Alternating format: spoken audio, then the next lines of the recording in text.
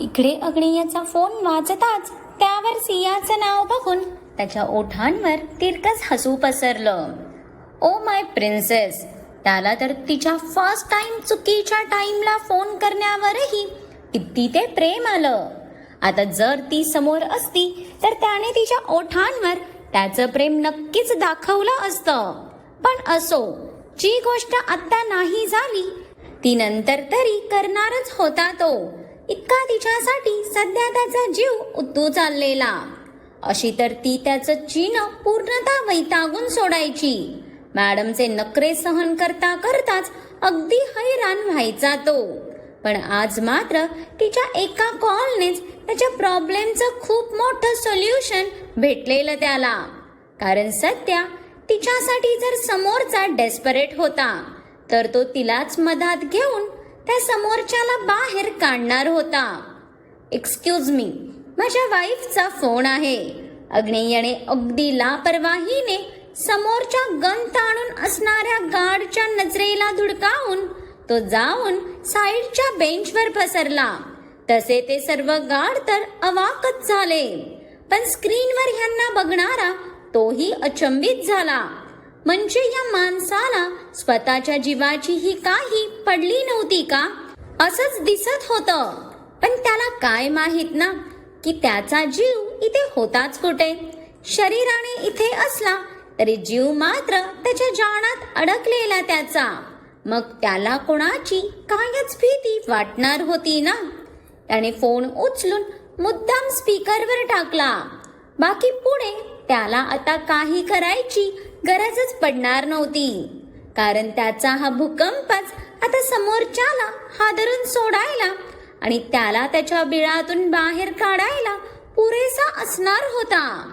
अहो, अग्नियने फोन उचलताच तिचा तो गोड आवाज जसा त्या फोनमधून बाहेर पडला त्या पूर्ण फ्लोअरवर कंप्लीट सन्नाटा पसरला. टाचणी पडली तरी त्याचा मोठा घंटानाद होईल इतकी भयान शांतता पसरलेली तिथे. जणू त्या आवाजासरशी प्रत्येकाने आपले श्वासही रोखून धरलेले. बटरफ्लाय. पण अग्नियच्या बरोबर डोक्याच्या वर कोपऱ्यात असलेल्या स्पीकर मधूनही एकदम हलकीशी फुसफुसाहट बाहेर पडली.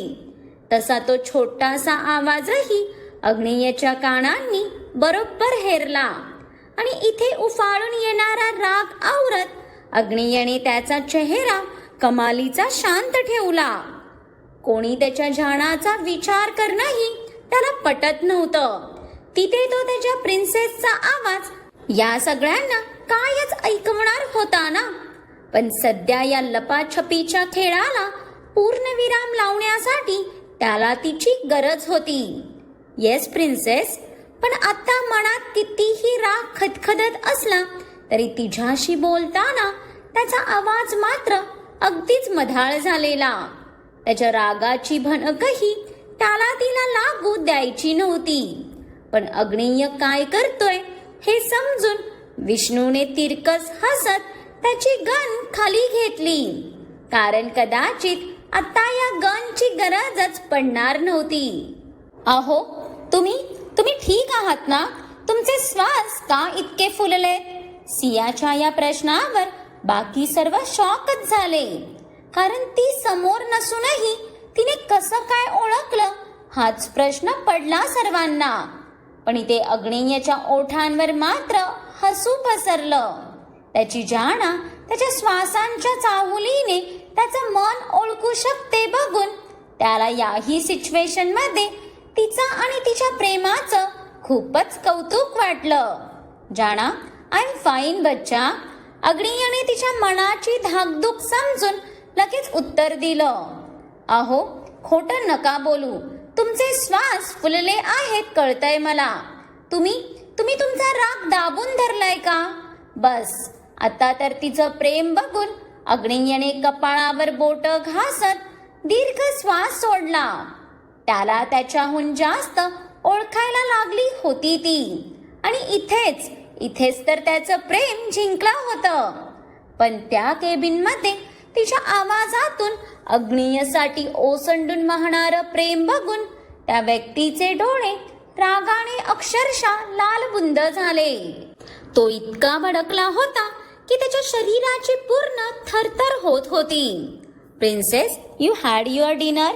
तिच्या प्रश्नाकडे दुर्लक्ष करत अग्नेयने एक नजर त्या हॉलच्या कानाकोपऱ्यात दिसणाऱ्या स्पीकरवर आणि कॅमेरावर टाकली. अहो, माझं सोडा. तुम्ही लंच केलात का आधी ते सांगा. आता जर तुम्ही नाही बोललात तर मला खूप राग येईल. हा, किती वेळा एकाच गोष्टीसाठी मी कॉल करायचा तुम्हाला? मी तुम्हाला तुमचं काम करण्यापासून अडवते का? नाही ना? पण निदान टाइम टू टाइम खात तरी जावा ना. अहो, जर तुम्ही माझं ऐकलं नाहीत ना तर मी आज रात्री तुम्हाला अजिबात जवळ येऊ देणार नाही. हा घ्या. म्हणजे ही मुलगी सुरू झाल्यावर समोरच्याला बोलायला देणं तर दूर, पण स्वतः श्वास तरी घेत होती का? पण तिचं शेवटचं वाक्य ऐकून इथे अग्नीय प्रयत्न करूनही त्याच्या चेहऱ्यावरचा ब्लश लपवूच शकला नाही. तिचं असं सगळ्यांसमोर बोलण्याने त्याला आयुष्यात पहिल्यांदा अवघडून आलं होतं. नाहीतर आत्ता त्या दोघांमध्ये जर हा फोन असता तर त्याने तिच्या शेवटच्या वाक्यावर नक्कीच कोणती तरी पंचलाईन मारून तिलाच लाजवून सोडलं असतं. पण सध्या तरी साहेबांनी स्वतःचा गोड ब्लश लपवण्यासाठी डोळे मिटत मानच खाली घातली. ते बघून रॉकी आणि विष्णू सकट त्याचे गार्डही त्याला ब्लश करताना बघून कोमात जायचे बाकी राहिले. त्याचं काय? म्हणजे चक्क या दगडाला पाजर फुटलेलं बघणं त्यांच्या नशिबात येणं ही खूपच पुण्याची गोष्ट होती त्यांच्यासाठी. पण त्याच टाइमला स्पीकर मधून कसला असा मोठा आवाज कानावर पडला. तसं बाकी सगळ्यांनी कानावर हात ठेवला असला तरी अग्नेयच्या चेहऱ्यावर डेव्हिल स्माईल आली. कारण त्याचं काम तर झालं होतं. कोणाच्या तरी हृदयात काहीतरी जोरदार फुटलं जे होतं. अहो, हा कसला आवाज? तुम्ही नक्की कुठे आहात? सियालाही तो आवाज ऐकू गेल्याने ती क्षणातच तिकडे पॅनिक झाली. तसं अग्नेयने पटकन फोन स्पीकरवरचा काढत कानाला लावला. बच्चा, मी थोडा बाहेर आहे. I call you back. अग्नेयने पुढच्या सेकंदाला त्याचा फोन कट करून डायरेक्ट स्विच ऑफ करत खिशात घातला आणि पुन्हा निवांत होत पायावर पाय फोल्ड करून तो आता दिमाखात दोन्ही हात पसरून त्या सोफ्यावर बसला. Agni, you are such an impossible man. विष्णूने गालात हसतच नकारार्थी मान हलवली. या आय नो विष्णू, पण कृष्णानेच म्हटलं आहे ना, जर आपला मार्ग खरा असेल तर समोरच्या सोबत थोडं कपट करायला काही हरकत नाही. सुमाच्या त्याच कपटचं उत्तर समोरून येत आहे बघ. अग्नेयच्या त्या निर्विकार बोलण्यावर विष्णू सकट सगळ्यांच्या माना समोरच्या दिशेला वळल्या, जिथे एकदम कॉर्नरच्या एका केबिन मधून एक व्यक्ती रागात धुसमुसत बाहेर आलेली दिसत होती. पण तो खूप लांब असल्याने त्याचा चेहरा भलेही कोणाला दिसला नव्हता. पण त्याच्या त्या शरीरयष्टीवरून तरी साहेब 27-28 वर्षाचे वाटत होते. ब्लॅक कलरच्या फॉर्मल शर्टवर ब्लॅक कलरची ट्राउझर घातलेली त्याने आणि तो त्याची मोठी मोठी पावलं टाकत हवेत केस उडवत समोरून रागातच चालत येत होता. आता हा कोण आहे बे? विष्णू तर समोरच्या ध्यानाला बघून गोंधळूनच गेलेला. कारण त्यालाही वाटलं होतं कल्प्रिट कुणाल असेल म्हणून. पण समोरून येणाऱ्या व्यक्तीचा पुसटसा चेहरा त्याच्या नजरेत पडताच इथे त्याच्या कपाळावर आट्या पसरल्या. कारण तो कुणाल तर नक्कीच नव्हता.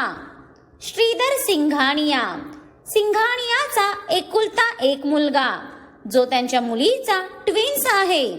पण त्याला सिक्युअर ठेवण्यासाठी त्याने याला जन्मताच हाईड केलं, जेणेकरून कोणालाच त्या सिंघानियाची कमजोरी कळणार नाही. बट तो विसरला वाटतं. अग्निहोत्रीच्या नजरेपासून काहीच सुटत नाही ते. अग्नेय बोलेपर्यंत श्रीधर त्याच्या समोर येऊन उभा राहिला. जवानीच्या जोशात त्याचं चांगलंच कसलेलं शरीर बघून इकडे अग्नेयने भुवई उंचावली. त्याचा भडकलेला चेहरा, फुललेला श्वास आणि अजूनही एका हातातून खाली ओघळणारं रक्त त्याच्या पेटलेल्या हृदयाची व्यथा सांगायला पुरेसं होतं. आणि तो का भडकणार नाही ना? शेवटी अग्नेयने त्याच्या बचपन के प्यार पे हात जो डाला था. हाऊ डेअर यू अग्नेय अग्निहोत्री, तुझी हिम्मत कशी झाली तिला जवळ घ्यायची? श्रीधरचा राग चांगलाच उफाळून आलेला. तो रागात हेही विसरून गेला की तो साक्षात अग्नेयच्या समोर आला आहे ते. अरे, यात हिम्मत कुठून आली? लीगल वाईफ आहे ती त्याची, आणि एकदा नाही तर दोनदा त्याने तिच्याशी लग्न केलंय. आता मॅरेज सर्टिफिकेट दाखवायचं का तुला? श्रीधरच्या त्या भडकलेल्या थोबड्याला बघून विष्णूने आगीत आणखीनच ठिणगी टाकण्याचं काम केलं. ते बघून रॉकीचे डोळे ताटच झाले. म्हणजे अशा सिरियस सिच्युएशन मध्ये या माणसाला सुचत असलेली मस्ती बघून आता कायच बोलणार होता ना तो. तसही या वेड्या माणसाच्या नादी लागून काय उपयोग? ओ शट अप यू डॅश. तुझ्याशी बोलतोय का मी? नाही ना? मग तू तुझं तोंड बंद कर. आणि अग्नी, तुझी हिम्मत श्रीधर अग्नेयच्या अंगावर धावून जाणार. तोच त्याच्या पुढच्या सेकंदालाच तो हवेत उचलला जाऊन समोरच्या बेंचवर जोरात फेकला गेलेला. ते बघून श्रीधरचे गार्ड तिकडे धावणार. त्याआधीच अग्नेयच्या आर्मीने क्षणातच त्यांना खाली लोळवलं होतं. पण त्या इतक्या जोरात झालेल्या वारानंतर श्रीधर वेदनेने चांगलाच कळवळला. रॉकी, बेटा काम डाऊन मॅन. ह्यात इतका हायपर होण्यासारखं काय होतं यार? रॉकीचा तो फुललेला श्वास बघून विष्णूने त्याच्या खांद्यावर थोपटत त्याला मागे घेतलं. नाहीतर हे बेन सुटलेल्या वळूसारखं पुन्हा त्या श्रीधरवर धावून जायचं. त्याचा एकच धोबी पछाड इतका बेकार होता की त्या श्रीधरच्या तोंडून रक्त येऊन तो केव्हाचा कळवळत होता. ते बघून अग्नेयच उठून उभा राहताच विष्णूने लगेच एक सिगार पेटवून त्याच्या समोर धरली. तसा अग्नेय ती ओठात पकडत श्रीधर समोर येऊन खाली गुडघ्यावर बसला आणि त्याच्या वेदनेने तडफडणाऱ्या चेहऱ्यावरच धूर सोडला. तसं त्या वेदनेतही श्रीधरची रागीट नजर त्याच्यावर आली. पण समोर दी ग्रेट अग्नेय अग्निहोत्रीला बघून क्षणभर त्याचे धाबेही दणाणले. कारण अग्नेय त्याच्या खूपच जवळ होता. इतका जवळ की त्याच्या कपाळावर तडतडणारी शीर त्याला अगदी स्पष्ट दिसत होती. What you ask me? माझी हिम्मत कशी झाली? पण तू माझी हिम्मत तर सोड, पण तुझी हिम्मत कशी झाली माझ्या वाईफकडे नजर वर करून बघण्याची? अग्नेयच्या त्या थंड आवाजाने क्षणातच त्या फ्लोअरवरचं वातावरण अगदी गोठून गेलं. ज्याला इतकं टाइम तो शोधत होता तो आता समोर आहे बघून त्याला त्याचा राग आवरताच येत नव्हता. म्हणून त्याचे ते करडे डोळे आता लाल भडक झालेले. ती तुझी वाईफ नाही आहे, समजलं? इवन ती कोणाचीच वाईफ होऊ नाही शकत, कारण तुझ्या आधीपासून मी तिच्यावर प्रेम करतोय. तू मध्ये आलास आणि ती माझ्यापासून लांब झाली. श्रीधर आता त्याच्या वेदना झटकून ताट झाला. पण ती आता माझी वाईफ आहे, या अग्नेयची, मिसेस सिया अग्नेय अग्निहोत्री. त्यामुळे तूच काय तर माझ्याशिवाय कोणीच तिचा साधा विचारही करू शकत नाही. ती अनुमती कोणालाच नाही. अग्नेयची नजर श्रीधरला जणू शेवटची वॉर्निंगच देत होती. पण सध्या श्रीधरच्या डोक्यावर प्यार का जुनून सवार था ना. अग्नेय, तुला काय वाटतं? तुझ्या बोलण्यावर ती तुझी होणार आहे का? श्रीधरच्या ओठांवरही आता खुनशी स्माईल आली. ते बघून इकडे अग्नेयची मान हलकी तिरकी करत त्याने एक कश भरला. तुझ्या बोलण्याने आता काहीच होणार नाही अग्नेय, कारण समजायला लागल्यापासून फक्त तिच्यावर प्रेम केलंय मी, म्हणून तिला विसरण्याचा प्रश्नच येत नाही. या श्रीधरचं सियासाठीचं प्रेम मरेपर्यंत तसंच राहील आणि स्वतःच्या प्रेमाला मिळवण्यासाठी मी अगदी काहीही करेन. त्याआधी तुला तिच्या आयुष्यातून बाजूला करेन हे मात्र नक्की. श्रीधरनेही दात ओठ खात त्याची रागीट नजर अग्नेयवर आणली. तुला नक्की वाटतं तू मला माझ्या प्रिन्सेस पासून लांब करू शकतोस म्हणून? अग्नेयला त्याच्या बोलण्याचं हसूच आलं. मी म्हटलं ना, मी तिच्यासाठी काहीही करू शकतो आणि ह्याची सुरुवात तर मी ऑलरेडी केली आहे. श्रीधरच्या बोलण्याचा रोग समजून आता अग्नेयचे डोळे किंचित बारीक झाले. Where is my uncle?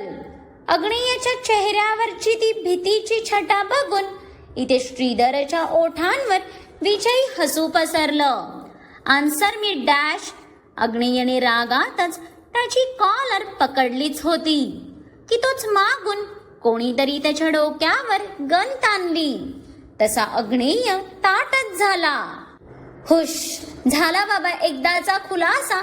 नक्की तो कोण कल्प्रिट होता हे तुम्हाला आणि मला आता दोघांनाही रिव्हील झालंय. पण हा सिंघानिया कोण हे आठवत नसेल तर पहिला भाग आवर्जून पहा.